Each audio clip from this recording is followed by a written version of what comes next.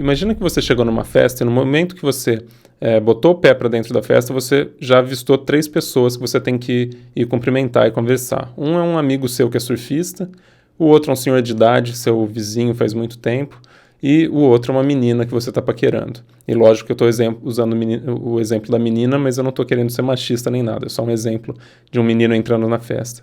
Então você entrou, viu essas 3 pessoas e você vai falar com um deles de cada vez. Então você vai chegar para o seu amigo surfista e vai falar: e aí, meu, tudo bom? Como é que tá? Como é que tá a sua mina? Como é que estão essas ondas? Depois você vai até o senhor de idade e vai falar para ele: ô, boa noite, seu Mário. Como que tá o senhor? Tudo bem? Como que tá a sua esposa? E depois você vai chegar para a menina e vai falar: e aí, gatinha, tudo bom? Ou alguma bobagem do tipo. O que eu quero mostrar para vocês é que, para essas 3 pessoas diferentes, você não usa a mesma voz, você não usa o mesmo tom de voz, você não fala da mesma maneira. Então, antes de você começar a falar de roteiro, você precisa saber com quem você está falando, tá? Você não está falando com o seu microfone, você não está falando com a tela do seu computador. Você está falando com uma pessoa, a pessoa que vai comprar o seu produto. Então, para isso, a gente usa a palavra avatar. Tá? O que é avatar? Na mitologia hindu, que é de onde vem essa palavra, era a encarnação de uma divindade, né? A encarnação de um deus num corpo físico. E se você lembrar do Avatar, do filme Avatar, você deve lembrar que o Jake Sully, que é o personagem principal, ele passava a viver, sentir e usar um outro corpo, que era o corpo do Avatar, por isso que é o nome do filme, ele estava vivendo dentro de outro corpo. Para marketing, Avatar é a representação do nosso cliente em potencial, que a gente chama de lead, tá? L-E-A-D. Se você tem um grupo de clientes, provavelmente você tem um avatar, talvez você tenha mais de um avatar. Se você está vendendo produto de surf, você tem um avatar que é o surfista. Se você está vendendo um outro tipo de produto, talvez você tenha mais de um avatar. Pode ser 2 avatares com os mesmos perfis, mas um seja homem e um seja mulher, e para cada um deles você tenha que com cada um deles você tem que conversar de uma maneira diferente. Talvez você esteja vendendo algum produto que vende tanto para idosos quanto para jovens, você também tem que falar diferente com cada um deles. Então, o que você tem que saber sobre o seu avatar? São 4 passos principais. Então, a primeira coisa, qual a mentalidade dessa pessoa com quem você está falando? Será que é um paraquedista, um cara que curte adrenalina, que arrisca a vida por emoção? Será que é uma pessoa que está procurando uma funerária, por exemplo, uma pessoa que acabou de perder alguém que ela ama, um parente, alguma coisa assim? Será que é uma dona de casa que está procurando um jeito de fazer exercício enquanto cuida da casa, por exemplo? Cada uma dessas pessoas tem uma mentalidade diferente. O paraquedista tem uma mentalidade de curtir a vida, de adrenalina. Um cara que perdeu uma pessoa da família, um amigo, é uma pessoa que está triste, está introspecta, está com choro. Então você tem que levar em conta essa emoção na hora que você for falar com ela. Uma dona de casa que está procurando um jeito de fazer exercício pode ser uma pessoa que está cansada do dia a dia, que está entediada do dia a dia, e você tem que falar com ela, por exemplo, como se fosse um amigo. Então isso leva a gente para o próximo ponto, que é qual a voz que você deve usar.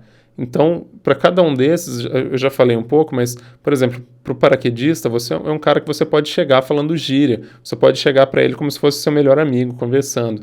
Para um cara do serviço funerário, é um cara que você tem que tratar com respeito, uma pessoa com quem você tem que ser formal, né? Falar com calma, devagar, num tom mais baixo.